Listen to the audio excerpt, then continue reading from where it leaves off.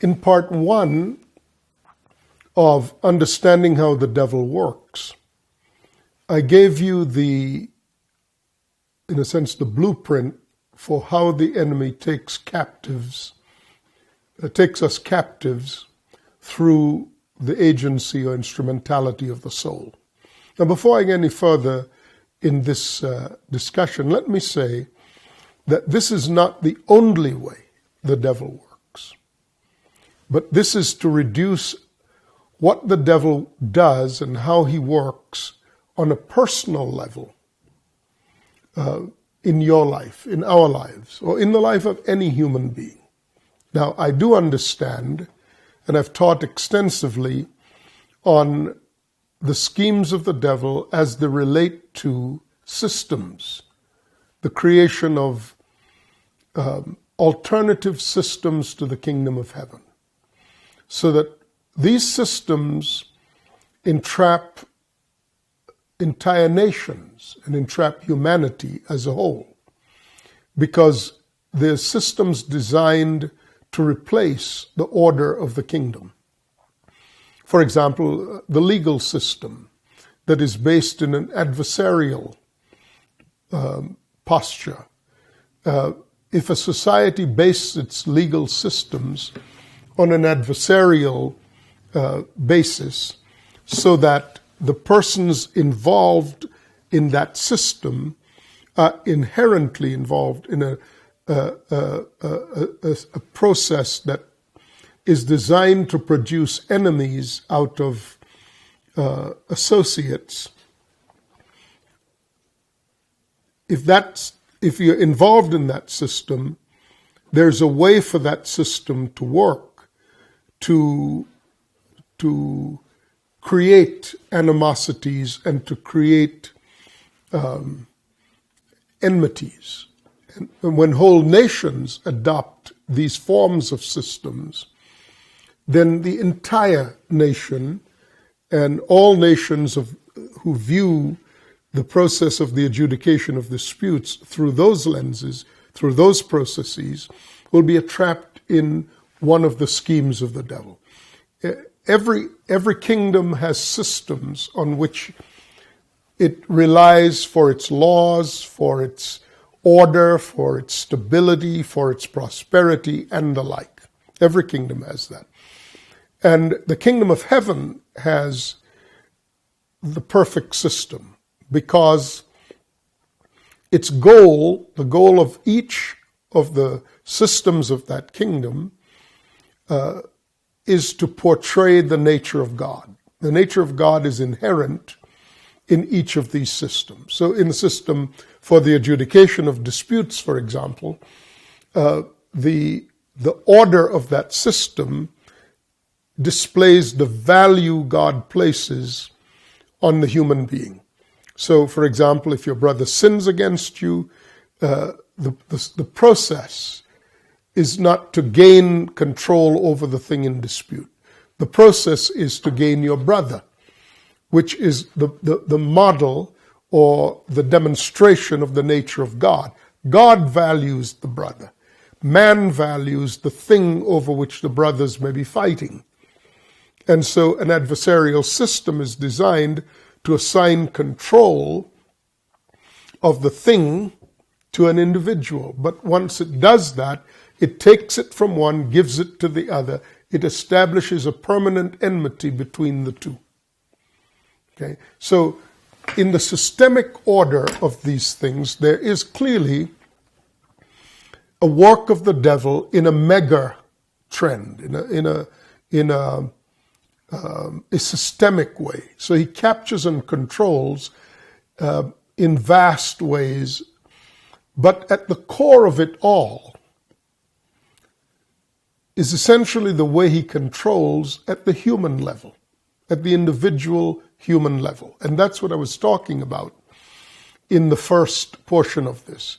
And just as a quick review and to refocus your minds away from the mega trends with which the enemy controls nations and groupings of nations, back to the individual, we said that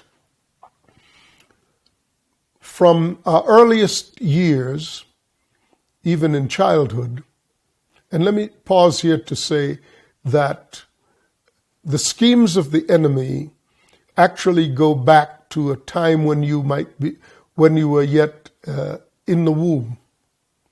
So the earliest of the attachment of the schemes of the enemy against you may come as early as in the womb. And as an important note here, when that's the origin of the effects of the enemy's schemes upon you, those are harder to detect because you will know that there's something wrong, and typically people will go back to try to find the traumatic experience that made them susceptible to, let's say, the feeling of fear.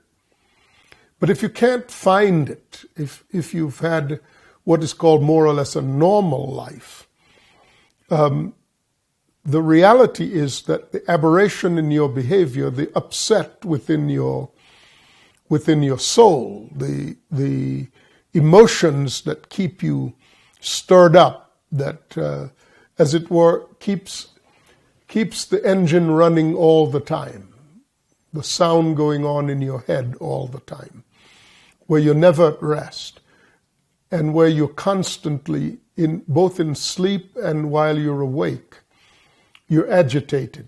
Sometimes, in fact, you awaken in around 2 or 3 in the morning, and it's like your mind has been going all night, and you just don't know how to shut it off, and you tell yourself you need to go to sleep.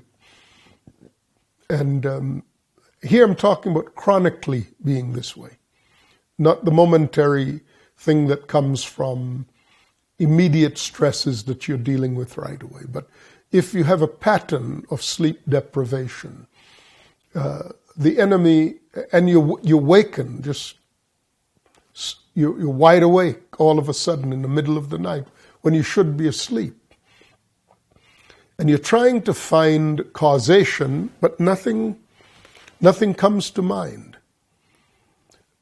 The problem may well be that the trauma that created the emotions occurred in the womb before you were born. So those are harder to detect. But I'll come back to that, time permitting. But so the schemes of the enemy, in recapping that, I was saying, early on in your life, you may find yourself the subject of emotions stirred up by experiences to which your 5 senses were subjected. In the first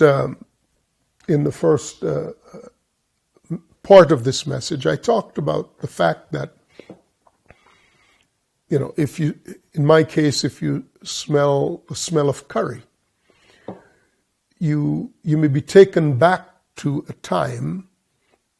It takes me back to a time when I was a boy, and the smell of food, of curry, was wafting through the house, and it was a happy time. Funny thing about these memories, your memories are jogged by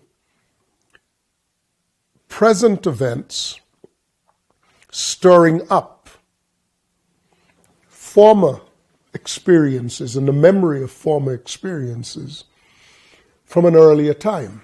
And these may be terrifying experiences from a former time, but if the stimuli in the present environment of you may be a full-grown adult, functioning normally, but you hear a certain word, you see a certain behavior, not necessarily directed at you. Words may be spoken in your environment that register in you. And when it does, the memory that it evokes does not take you back in your present state to your former state, to the state when that base emotion was initially established in you. It takes you back to that time in your life. And almost always, in a time in your life when the experience was unpleasant, you were vulnerable. So, for example, if something happened in my environment presently, or in your environment presently, that stirs up in you an emotion of fear. Although as an adult, if you were as an adult in that initial happening that created that emotion of fear, you in your present state would not be afraid of that thing when it happened at that time. Okay? But when you were vulnerable at that time, that's why the emotion so traumatized you. That's why the experience so traumatized you, because you were vulnerable. There's not anything you could do to prevent it. So the nature of the emotion, when it's stirred up in you, it takes you captive both to the time and place in which you were at the time. So let's say when you were 5 years old, or as young as you are able to remember, something was said to you that was completely humiliating to you.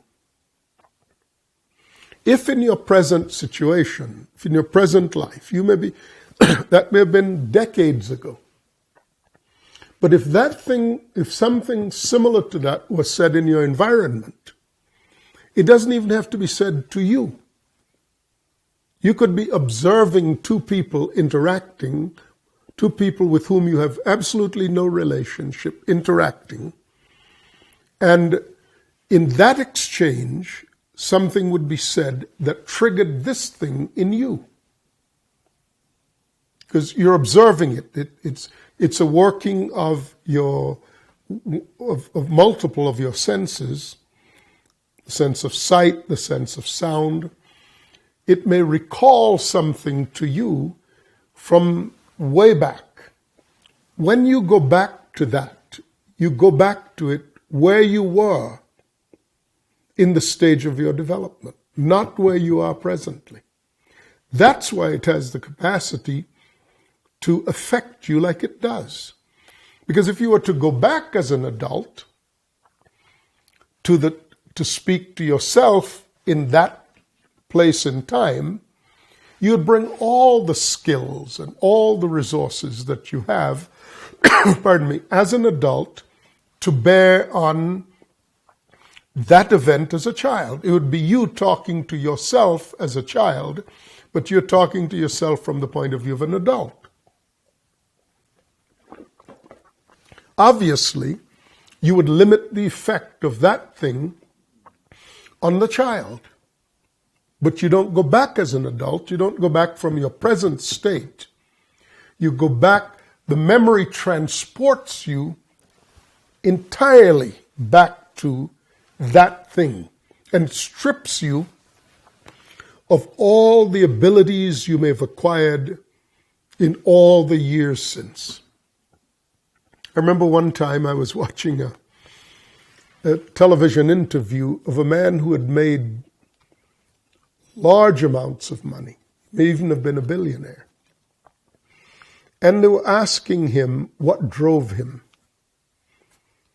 And he said, well, his father told him that he would never amount to much. Then the interviewer asked, well, how old were you when that happened? And all he knew was that he was a small boy. And his father dismissed him as being essentially worthless. While he was giving the interview, he broke down. Very accomplished businessman, broke down And he began to speak to his dead father. And this is what he said. When will I have done enough? When will you approve of me? He was this highly accomplished guy, lots of people under his command, under his control, who derive their paycheck from him.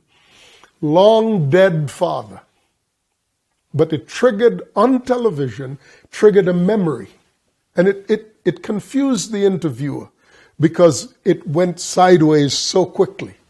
She couldn't see it coming. And that's because he went back to that vulnerable child, vulnerable to the thoughtless words of his father. And who knows where he was coming from? Who knows what thing in him motivated him to treat his own son in such a casual and demeaning and humiliating fashion.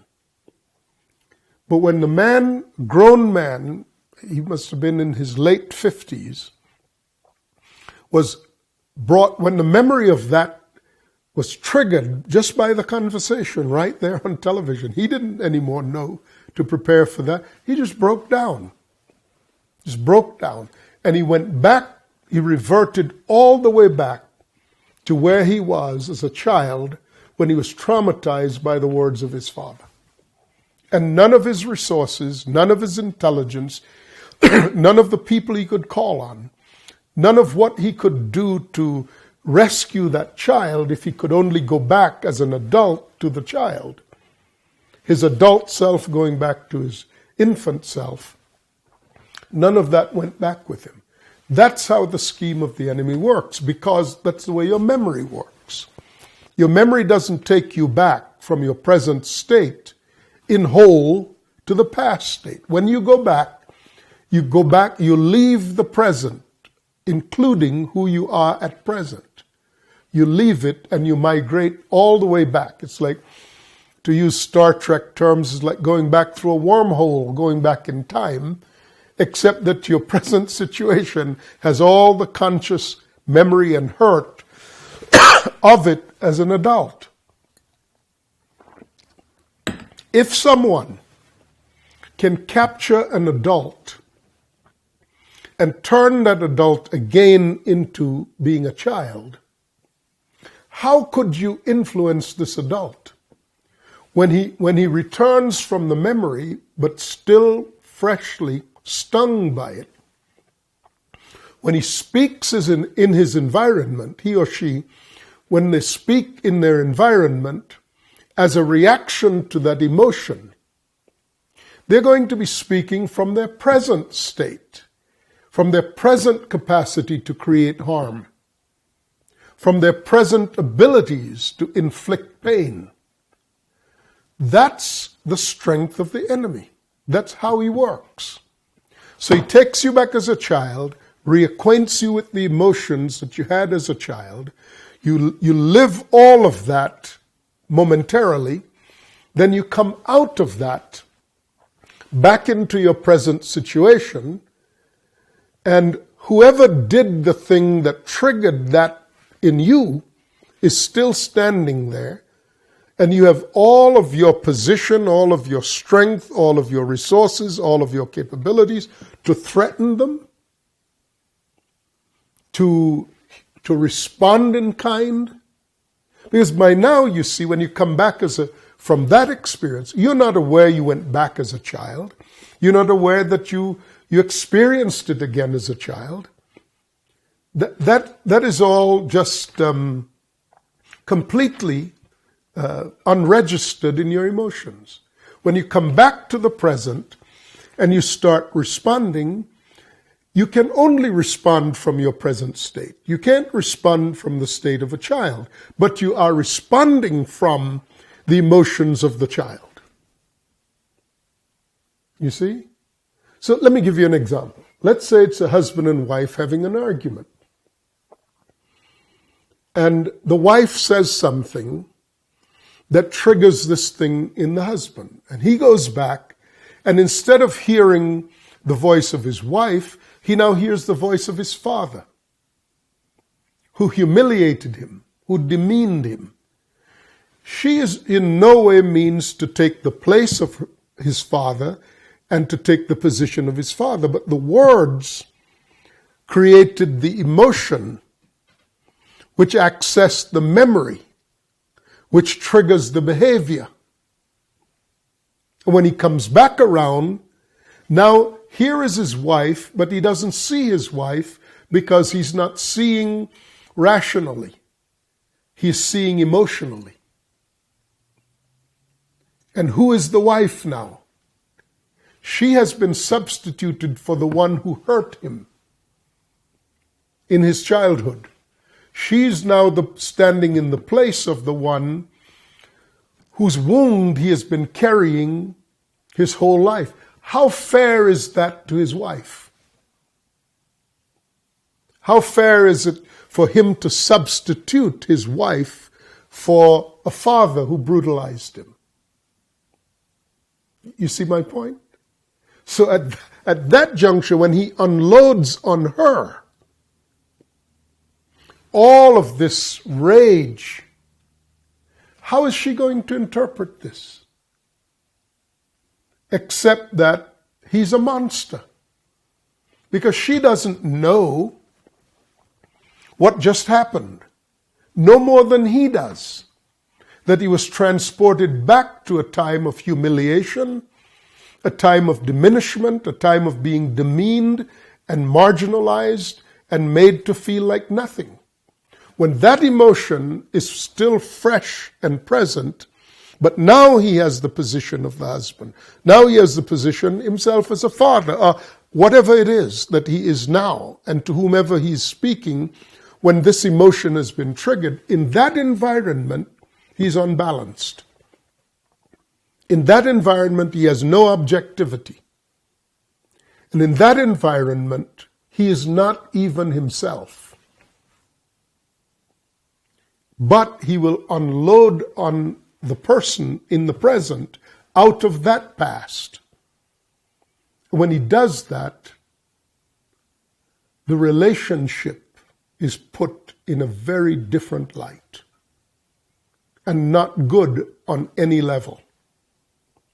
That relationship is put in the light of adversarial. The enemy has entered in. Now, are his feelings legitimate? Should he be feeling these things? Well,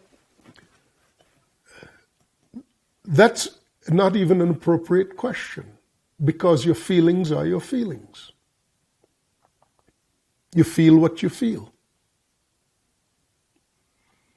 By the way, I'm sure that I'm discussing a condition that is so painfully familiar. But I pulled it apart so you could just see how this matter of stimulus, taken in through the senses,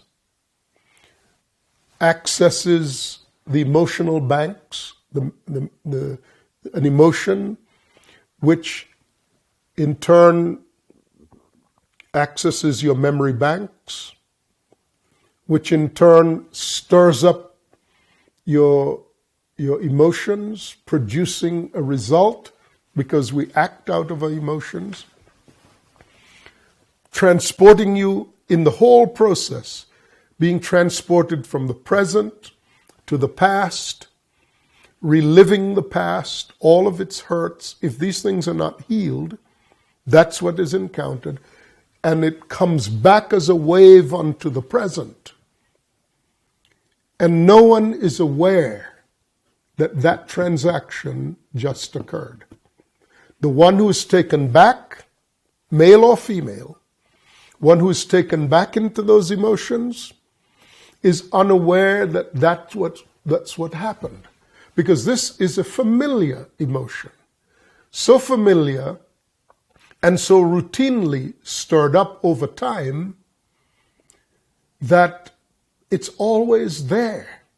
And sometimes when the wave of this thing subsides and the full impact of the behavior is assessed, then the person perpetrating the behavior goes into a kind of depression.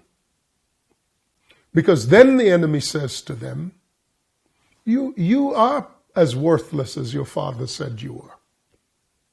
You are as unstable as that voice that spoke to you, accused you of being.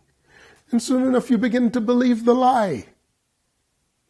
And by then, if this were the last straw in the marriage and the wife has had enough, she's looking to file for divorce. And of course, that triggers another wave of the sense of failure, the sense of worthless. And what does that in turn trigger? Well, one of the things that it routinely triggers, this may be a surprise to you, but your enemy, who has gained access to your thoughts through your responses to these emotions, begins to make suggestions to you as to what you should do. One of the first suggestions he makes when you are confronted with this quantum of potential loss is, all is lost. You might as well kill yourself. And I talk to so many people who say, I'm ashamed to admit this, but I've thought about suicide. And I stopped them and I said, no, those aren't your thoughts. That's your enemy who was on a roll and he saw the opportunity to supply you with a solution, which in fact was the whole point of utilizing this thing to get to you in that way. So no, reject that thought as being your thought. Yes, it did come up in your mind, but look at the sequence of events and see who is the prime actor here. Prime actor here is your enemy. I want to continue at least one more broadcast on this thing, because I think we're getting into the murky waters of understanding how the devil works. One of the things I want to do is try to help you decide what are your thoughts and what are the plants of your enemy into the processes of your thought.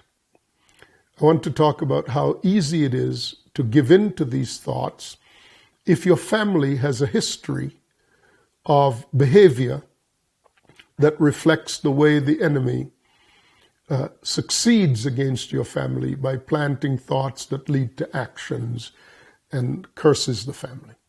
I'm Sam Soleyn. I'll talk to you again. Bye-bye.